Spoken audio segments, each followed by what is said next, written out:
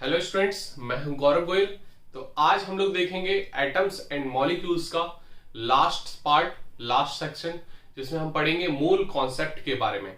Basically जो जहां से मूल कॉन्सेप्ट हमारा टर्म आया है, मूल होता क्या है, वो सारी चीज हम इसमें कवर करेंगे। पिछले लेक्चर में हमने लगभग सब कुछ कंप्लीट कर दिया था आपका प्रीवियस में, और मैंने वहां पर वैलेंसी और एटम्स किस तरीके से कॉम्बाइन होते हैं, किस तरीके से मॉलिक्यूल बनाते हैं, क्या कॉम्बाइनिंग कैपेसिटी की पावर होती है, किस तरीके से वो मेन रोल प्ले करता है मॉलिक्यूल को फॉर्म करने में, ये सारी चीज मैंने आपको बता दी थी।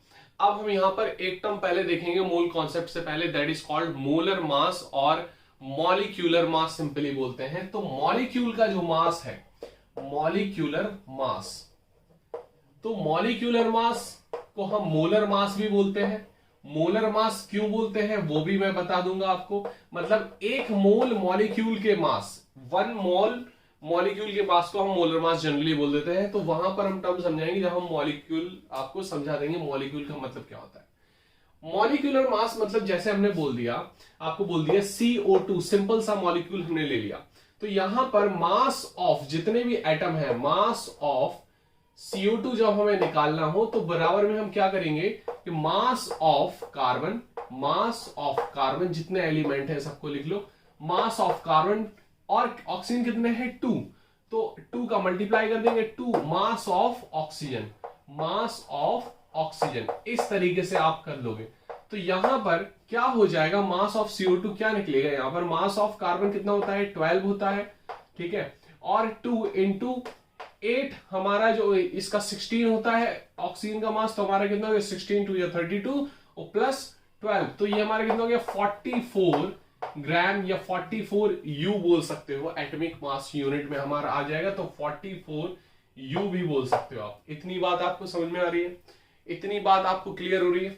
अब अगर हम सिंपली यहां पर देखें, अब हम अगर सिंपली देखें यहां पर कि CH4 का जैसे निकालना है, तो CH4 का कैसे निकालोगे, mass of carbon, mass of carbon plus 4 hydrogen है, तो mass of hydrogen, mass of hydrogen अगर बात कर लें, क्लियर हो रही बात की, यहां ग्राम भी आप यूज कर सकते हो। अब देखो इधर पे मास ऑफ कार्बन हमारा कितना हो गया 12 हो गया, और 4 इंटू मास ऑफ हाइड्रोजन कितना होता है 1 होता है हाइड्रोजन का मास, तो 12 4 बन जाए 4, 16 ग्राम आ गया CH4 का मॉलिक्यूल का मास, कितना हो गया 16 ग्राम। अब सिंपली जब हम बात कर लें H2SO4 की, तो H2SO4 का अगर हमें मास निकालना है यहां पर, तो क्या करोगे आप, mass of hydrogen, mass of hydrogen में आप कितने का मल्टीप्लाई करोगे 2 का, क्योंकि 2 हाइड्रोजन है, प्लस प्लस कर दिया सारे को, mass of sulphur, mass of sulphur plus oxygen कितने यहां पर 4, तो मास ऑफ ऑक्सीजन, क्या कर लोगे मास ऑफ ऑक्सीजन। इतनी बात आपको समझ में आ रही होगी, बहुत इजी है।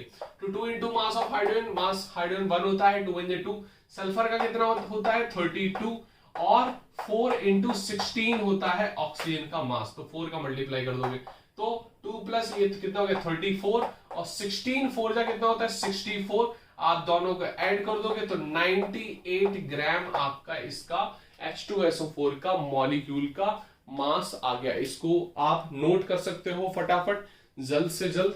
फिर हम अब देखते हैं मॉलिक्यूल का मतलब मास आपको निकालना आना चाहिए, फिर हम आप मूल कॉन्सेप्ट पे बढ़ते हैं। इतनी बात आपको समझ में आ रही, तो कुछ मॉलिक्यूलर मास आपको बिल्कुल पता होने चाहिए, जैसे आप निकाल सकते हो, निकाल लेना घर पे, NaCl का मास, ग्लूकोज का मास, ग्लूकोज का फॉर्मूला क्या होता है वो मैं अभी बता देता हूं, ग्लूकोज का मास, NaCl का मास, अमोनिया का मास, ये सभी मास आपको निकालने हैं। क्लियर हो रही बात की नहीं, और कमेंट सेक्शन में आप बता सकते हैं। अमोनिया बोलते हैं इसको, NH3 को, ये लिख सकते हो आप नाम इसका, ठीक है। अमोनिया का मास आपको निकालना है, HCl का मास निकालना है। ग्लूकोज क्या होता है C6H12O6, ये ग्लूकोज होता है, ये ग्लूकोज का फॉर्मूला है। क्लियर हो रही बात करी।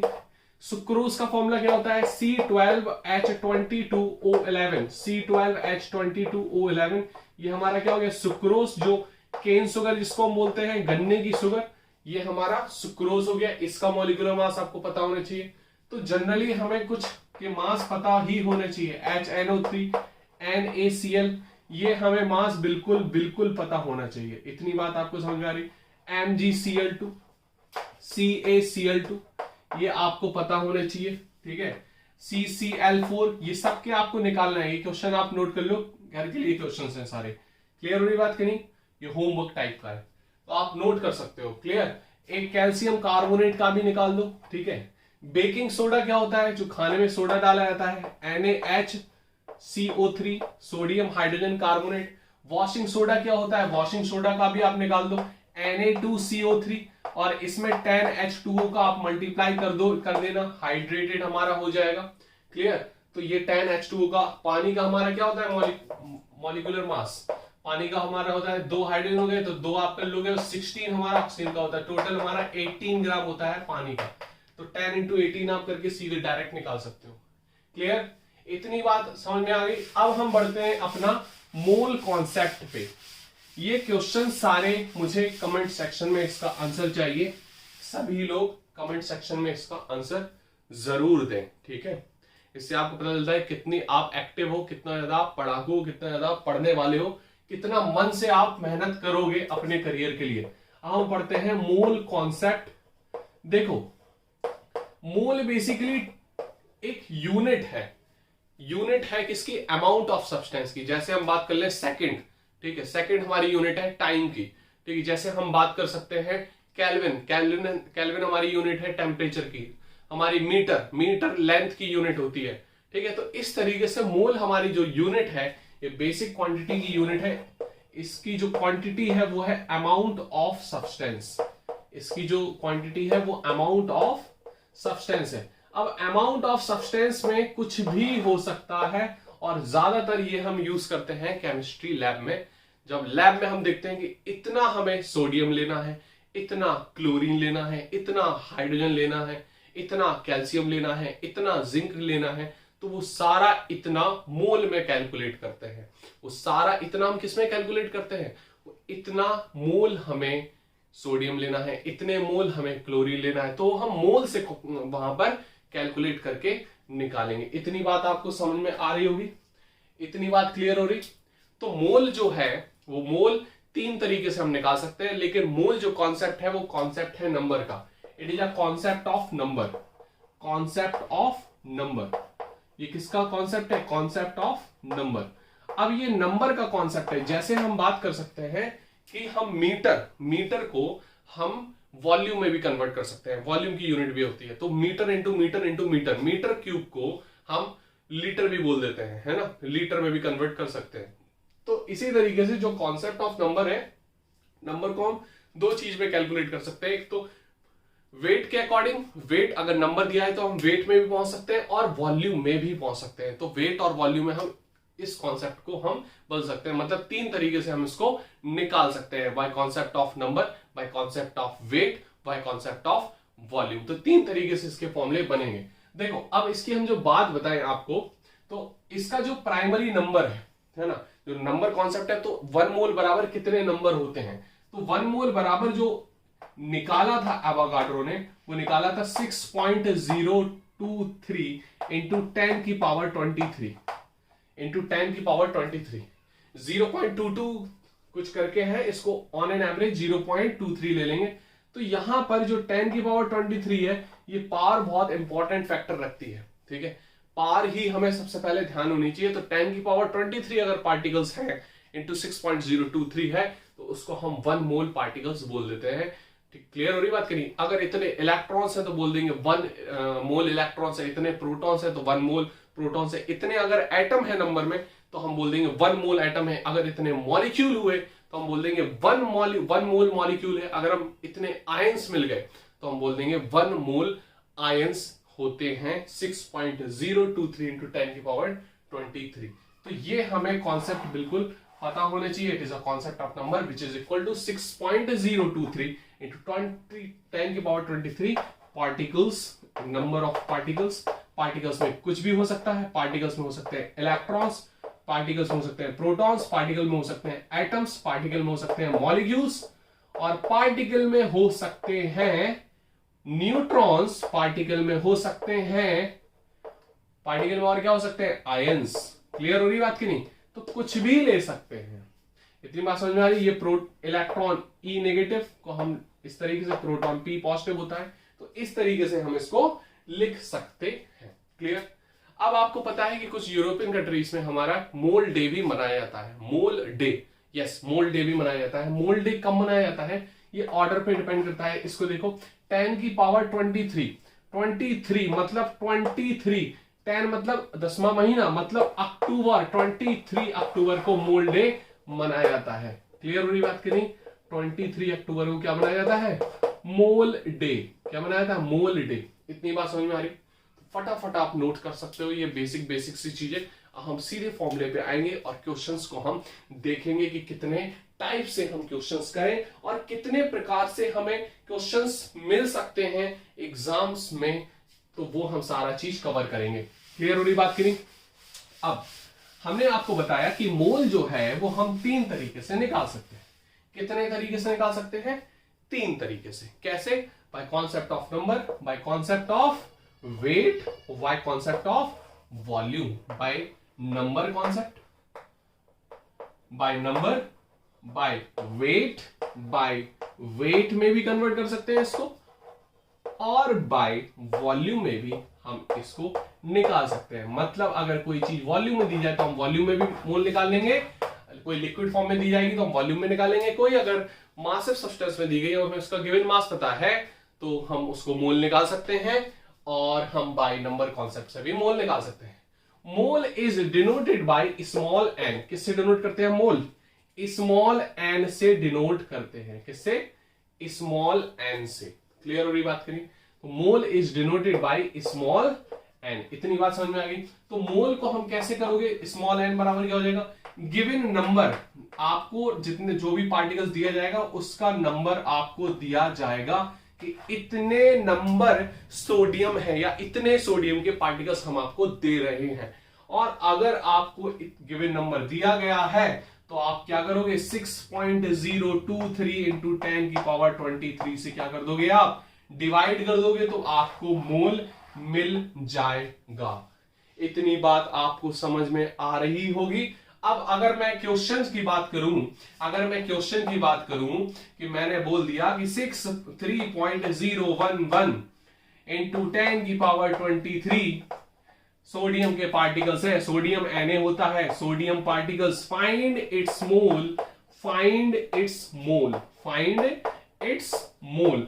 तो हमें अगर इसका मोल अगर निकालना है तो फिर हम कैसे निकालेंगे? क्या करोगे आप? गिवन नंबर कितना है? 3.011 इंटू 10 की पावर 23 डिवाइड कर दोगे। ये हमारा क्या कहलाता है? 6.023 या 22 भी कर सकते हो इंटू 10 की पावर 23। इसको बोलते हैं एवागाड्रो नंबर। क्या बोलते हैं? एवागाड्रो नंबर। क्या बोलते हैं? एवागाड्रो नंबर। इसको कैसे डिनोट कैसे करते हैं? ए मतलब एवागाड्रो, एन मतलब नंबर, तो एवागाड्रो नंबर से हम करते हैं। और 3.011 इंटू 10.23 से हम क्या कर देंगे? एवागाड्रो नंबर का डिवाइड कर देंगे, तो ये खत्म, और ये 1/2, तो कितना हो जाएगा? 1/2 मतलब 0.5 मोल सोडियम थे इतने पार्टिकल्स में।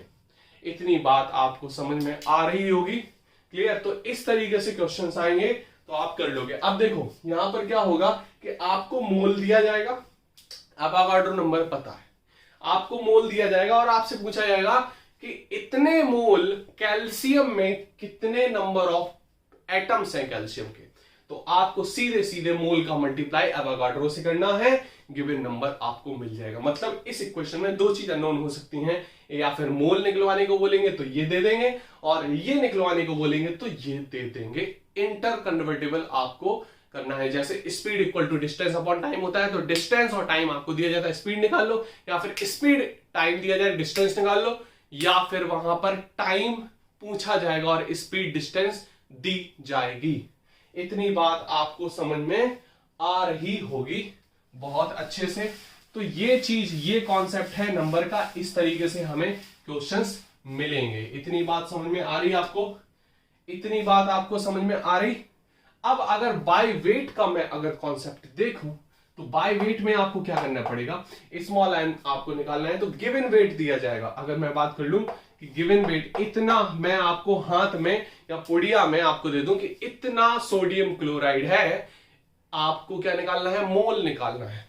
तो आपको गिवन वेट मैं दे दूंगा या मैम दे देंगी या कोई क्वेश्चन में कोई टीचर आपको दे देगा, तो गिवन वेट अपॉन, अगर वो पुड़िये में केवल और केवल एटम है, केवल और केवल एटम, जैसे प्योर सोडियम आपको दे दिया तो उसमें केवल सोडियम का एटम है, तो उसमें आप सीधे एटॉमिक वेट लिखोगे नीचे, एटॉमिक वेट से आप डिवाइड कर दोगे। सोडियम का एटॉमिक वेट आपको पता है 23 होता है, मास नंबर आपको करना है डिवाइड, दैट्स इट।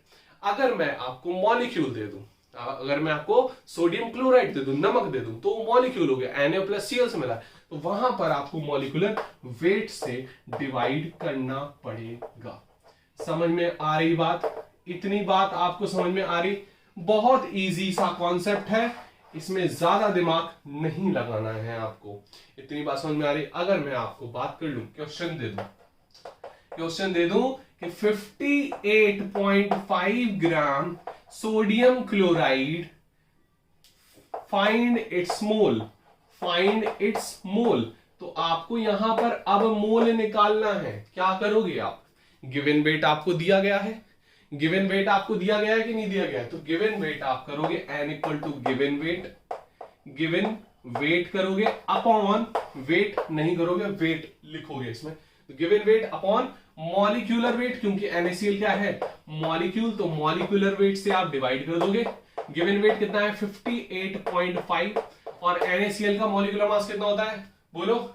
सोडियम कितना होता है, सोडियम का 23 और क्लोरीन का 35.5, तो कितना हो गया ये 58.5, उसी के बराबर आया। तो 58.5 से आप क्या कर दोगे, डिवाइड कर दोगे, तो कितना हो गया, 1 मोल आ गया। कितना? 1 मोल। इतनी बात आपको समझ में आ रही है? इतनी बात आपको समझ में आ रही है? तो फटाफट आप इसको नोट करना सीख लो। क्लियर हो रही बात? इतनी बात आपको समझ में आ रही है? तो इस तरीके से क्वेश्चंस आपको आएंगे और इसी तरीके से आपको क्वेश्चंस करने होंगे। सेम वही चीज जो मैंने आपको अभी बताई, एक क्वेश्चन है, इसमें से आपको मॉलिक्यूलर वेट, एटॉमिक वेट तो पता ही होगा, इन दो चीज में से नहीं पता होगा। गिवन वेट पूछेगा तो मोल से मल्टीप्लाई कर दोगे उसका, और अगर मोल पूछा तो गिवन वेट का डिवाइड कर दोगे एटॉमिक वेट या मॉलिक्यूलर वेट से। इतनी बात क्लियर हो रही? ठीक है। अब मैं अगर वॉल्यूम वाला कॉन्सेप्ट देखूं कि वॉल्यूम से हमें कैसे निकालना है, तो मोल हमारा स्मॉल n, और आप क्या कर दोगे, गिवन वॉल्यूम करोगे, क्या बोलोगे, गिवन वॉल्यूम अपॉन 22.4 लीटर में रहेगा ये, और ये कंडीशन जो रहेगी वो एचटीपी कंडीशन रहेगी। एचटीपी कंडीशन क्या होती है, स्टैंडर्ड टेम्परेचर प्रेशर की कंडीशन में ये फॉर्मूला हमारा वैलिड होगा। इतनी बात समझ में आ रही है आपको? अगर मैं गिवन वॉल्यूम की यहां पर अगर बात करूं, अगर मैं यहां पर गिवन वॉल्यूम की बात करूं, तो गिवन वॉल्यूम में जैसे मैंने आपको बोल दिया कि 11.2 क्वेश्चन आ रहा है, 11 litre of HCl at HTP condition, find its mole. तो हमें यहां पर मोल निकालना है। बहुत इजी से क्वेश्चन दे रहे हैं यहां पर। तो 11 पॉइंट, तो क्या करोगे आप, गिवन वॉल्यूम रखोगे 11.2 अपॉन 22.4 से आप क्या कर दोगे, डिवाइड, तो क्या हो जाएगा 1.2 और 0.5 आपका आंसर आ जाएगा। 0.5 मोल हो जाएगा इसमें। 11.2 लीटर HCl में 0.5 मोल होगा एट एचटीपी कंडीशन। इतनी बात समझ में आ रही? इतनी बात आपको समझ में आ रही होगी? तो अब हम फटाफट इस कॉन्सेप्ट को नोट करो, हम आगे बढ़ते हैं और कितने टाइप्स के क्वेश्चंस आ सकते हैं।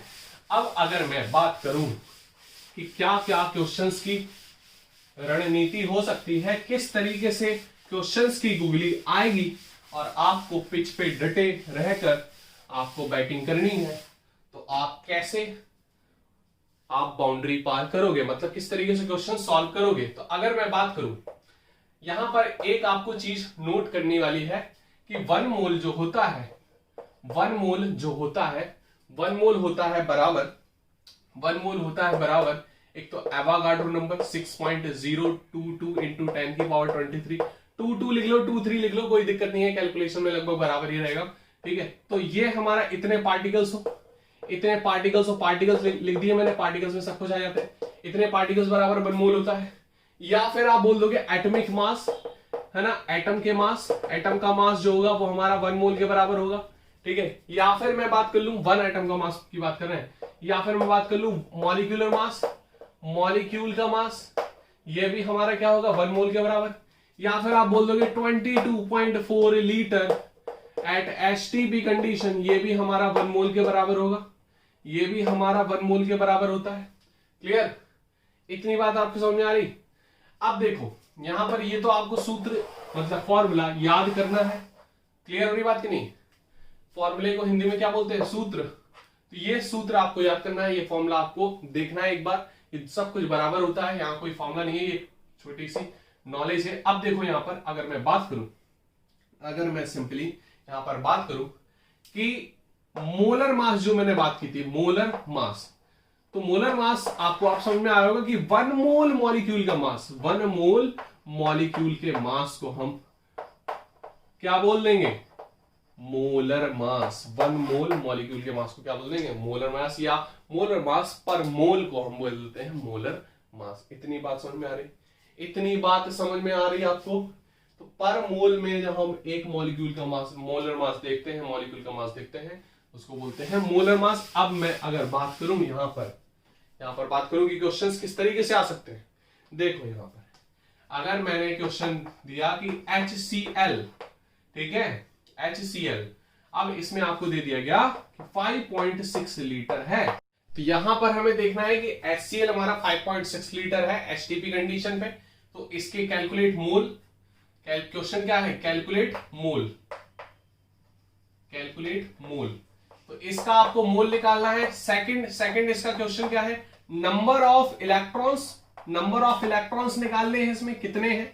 नंबर ऑफ इलेक्ट्रॉन्स निकालने हैं। नंबर ऑफ प्रोटॉन्स निकालने हैं, नंबर ऑफ प्रोटॉन्स इसमें कितने होंगे ये आपको निकालना होगा, ठीक है।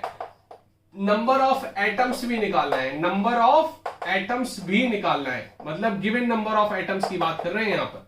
तो इस तरीके से हमें कुछ चीजें निकालनी है। अब देखो मोल की बात करें तो मोल आप सीधे सीधे निकाल लोगे। क्या करोगे? अभी मैंने आपको बताया कि स्मॉल एन बराबर क्या कर दोगे आप?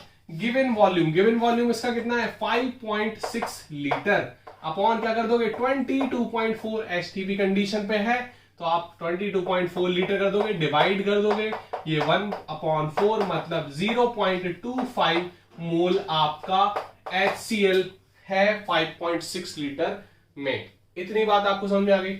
अब गिवन नंबर ऑफ इलेक्ट्रॉन्स पूछ रहा है कितने हैं, तो आपको पता है कि मोल बराबर हमारा कितना होता है? गिवन नंबर ऑफ इलेक्ट्रॉन्स मतलब given particles, given number upon Avogadro number, Avogadro Na। Clear? Mole आपको दिया गया है कितना? 0.25। इतनी बात आपको समझ में आ गई। Na का मल्टीप्लाई कर दोगे कितना? 6.022 इंटू 10 की पावर 23। ये क्या हो गया? Given number of electrons, given number of electrons. समझ में आ रही बात कि नहीं? तो अब इलेक्ट्रॉन्स है कितने भैया? क्लोरीन में कितने होते हैं? 17, हाइड्रोजन में 1, 18 से आप और मल्टीप्लाई कर दोगे। समझ में आ रही बात कि नहीं? तो ये आपका निकल आया HCl में इतने नंबर ऑफ क्या है? इलेक्ट्रॉन्स हैं। सेम प्रोटॉन्स भी इतने ही होते हैं, जितने इलेक्ट्रॉन्स उतने प्रोटॉन्स, क्योंकि न्यूट्रल मॉलिक्यूल है ये। तो सेकंड का और थर्ड का आंसर सेम रहेगा। Clear? Given number of protons भी सेम रहेगा। नंबर ऑफ एटम्स की बात करें तो यहां पर ये दोनों चीज सेम रहेगी, बस एटम्स कितने हैं? एक हाइड्रोजन एक क्लोरीन, तो आप 2 का मल्टीप्लाई कर दोगे, 2 इंटू 0.25 इंटू 6.022 इंटू 10 की पावर 23, और ये आ जाएगा गिवन नंबर ऑफ एटम्स। इतनी बात समझ में आ रही? Given number of atoms presented HCl। Clear? तो फटाफट आप नोट कर सकते हो, ये 4th का आंसर है। सारी चीज क्लियर हो चुकी है और आप अच्छे से नोट कर सकते हैं। क्लियर हो रही बात? तो यहां पर आपके और भी क्वेश्चंस होंगे, वो क्वेश्चंस अब मैं करवाऊंगा लाइव क्लासेस में। आपकी लाइव क्लास होगी, जो क्वेश्चंस और भी होंगे। चैप्टर आपका एटम्स एंड मॉलिक्यूल्स यहां पर खत्म हो चुका है, ठीक है।